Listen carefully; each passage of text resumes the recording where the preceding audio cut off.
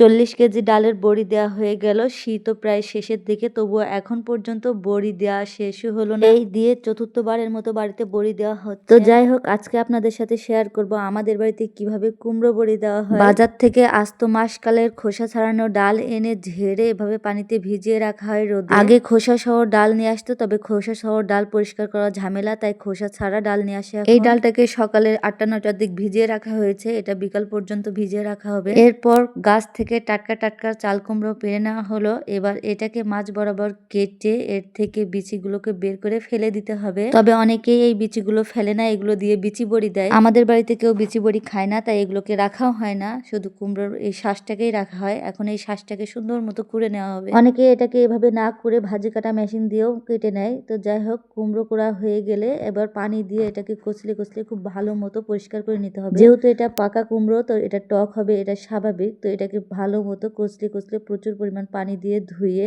এভাবে মানে একটা নেটের ভিতরে নিয়ে চিপে চিপে পুরো পানিটা বের করে দিতে হবে। এরপর এগুলোকে এরকম কাপড়ের উপরে মেলে রেখে দেওয়া হবে সারা রাত, যাতে এটার রস শুকিয়ে যায়। কুমড়ো পরিষ্কারের কাজ শেষ করার পর এবার ডাল পরিষ্কারের কাজ শুরু। ভেজানো ডালগুলোকে এভাবে হাত দিয়ে বস্তার উপরে ঘষে ঘষে ডলে নেয়। এরপর এগুলো পুকুরে নিয়ে গিয়ে বেতের ধামা বা মাটির পাত্রে ঘষে ঘষে যতক্ষণ না পর্যন্ত সাদা পানি বের হয় ততক্ষণ পর্যন্ত ধুতে থাকে। এই কাজগুলো করা যে খুব ইজি তা না, এই কাজগুলো করা অনেক কষ্টের। এটা খেতে যেমন মজা, ঠিক করতে ততটাই কষ্ট। পুকুরে এগুলোকে ভালো মতো ধুয়ে আনার পরে এবার টিউবওয়েলের পানিতে মানে পরিষ্কার পানিতে সুন্দর মতো আবার ঘষে ঘষে এগুলোকে পরিষ্কার করা হয়। এরপর এর মধ্যে দু একটা ডালে যদি খোসা থাকে সেগুলোকে খুঁটে বেছে ফেলে দেওয়া হয়। ডাল পরিষ্কার করা হয়ে গেলে পানি থেকে ডালগুলোকে একটা হাঁড়িতে তুলে অনেকগুলো পানি দিয়ে এটাকে আবার পরের দিন সকাল পর্যন্ত ভিজিয়ে রাখা হয়। এক কথায় যতক্ষণ পর্যন্ত না বাড়বে ততক্ষণ পানিতে ভিজিয়ে রাখতে হবে। ভিজিয়ে রাখা ডালগুলোকে প্লাস্টিকের ঝুড়িতে পানি ঝরিয়ে নেওয়া হয়েছে, এবার আবার নতুন করে হাঁড়িতে ঢেলে নেওয়া হচ্ছে।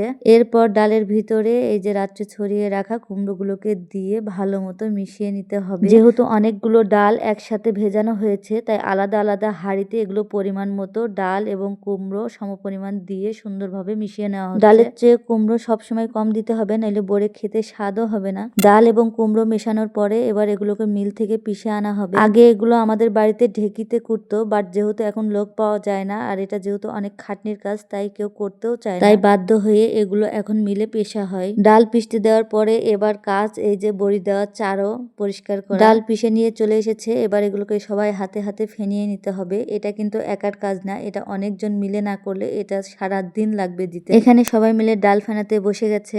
যত বেশি ডাল হবে তত বেশি লোক লাগবে, কারণ এটা কিছুক্ষণ করার পর হাত ব্যথা হয়ে যায়। ডালগুলো ফেনানো হয়ে গেলে আস্তে আস্তে এবার দু একজন মিলে বড়ি বসাতেও শুরু করে দিয়েছে। তবে এই বড়ি বসানো যে খুব সহজ কাজ তাও না, এখানে যা হচ্ছে কোনোটাই সহজ কাজ নয়। এটাও কিন্তু একটা টেকনিক। হাতের ভিতর নিলাম আর টুক করে বসিয়ে দিলাম আর হয়ে গেল তা না, হয়তো বসবে বাট বড়ির শেপটা সুন্দর হবে না। কয়েকজন মিলে ডালগুলোকে ভালো মতো ফেনিয়ে দিচ্ছে আর কয়েকজন মিলে হাতে হাতে বড়িগুলো দিয়ে নিচ্ছে, কারণ ডাল ফেনানো হয়ে গেলে রেখে দেওয়া ঠিক না। আর যেহেতু এটাকে রোদে দিতে হবে, তো যত রোদ পাবে ততই বড়ির জন্য ভালো, তাই একদিক থেকে ফেনাচ্ছে আর একদিক থেকে দিচ্ছে। আচ্ছা, আপনাদের এখন পর্যন্ত যা যা দেখেছেন কোন কাজটা সহজ বলে আপনাদের মনে হয়েছে সবাই কমেন্ট করে জানিয়ে যাবেন। তবে এই কাজটা যত কষ্টেরই হোক না কেন, এটা কিন্তু গ্রামের লোকের কাছে একটা ঈদের আনন্দের মতো। কুমড়ো বড়ি যখন শীতের শুরুর দিকে দেওয়া হয়েছিল তখন মা বলেছিল আজকেই শেষ, আর দেবো না, এত খাটনি আর করা সম্ভব না। বাট এই শীতে এই দিয়ে চতুর্থবারের মতো বড়ি দেওয়া হলো। প্রায় 40 কেজির উপরে ডালের বড়ি দেওয়া হয়ে গেছে,